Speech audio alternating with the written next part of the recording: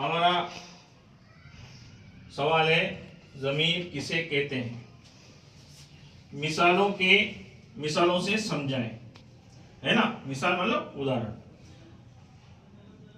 ज़मीर कह लो आप उर्दू में, इंग्लिश में अपने प्रोनाउन और हिंदी में सर्वनाम। ठीक है, तीनों की परिभाषाएं हम याद करेंगे।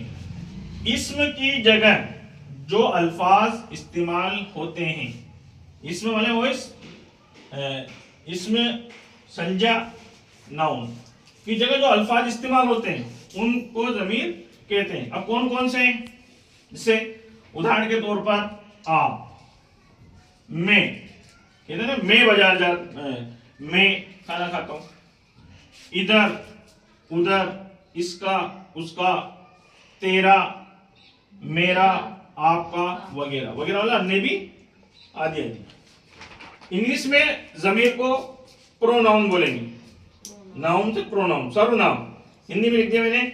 इसकी परिभाषा क्या है, इसकी डेफिनेशन क्या है? A pronoun is a word used in place of a noun, यानी कि संज्ञा के, नाउन के स्थान पर जो आती है वो प्रोनाउन कहलाती है इन ए सेंटेंस, वाक्य के अंदर।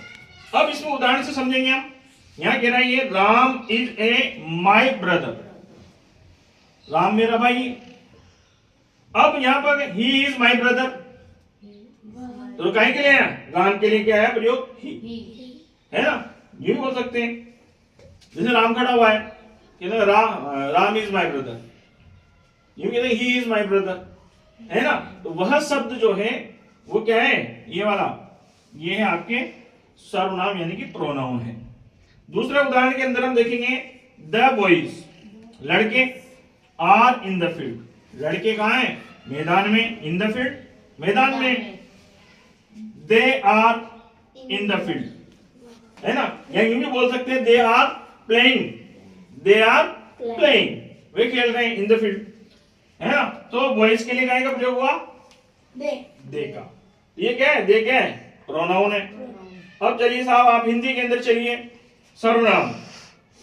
वाक्य में जो शब्द किसी संज्ञा के स्थान पर प्रयोग किए जाते हैं सर्वनाम कहलाते हैं।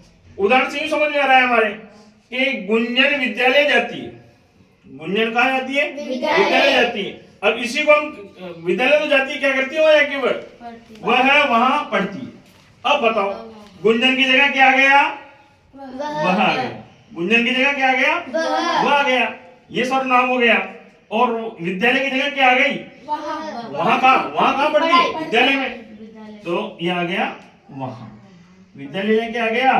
ये तो गई संज्ञा, ये हो गया इसकी सर्वनाम, ये हो गई संज्ञा। गुंजन क्या है? संज्ञा ही ना, किसी का नाम है, गुंजन लड़की का नाम है, उसकी जगह क्या आ गई? वह वहां पढ़ती है। इस प्रकार से हमारा ये सर्वनाम को हमने समझा है।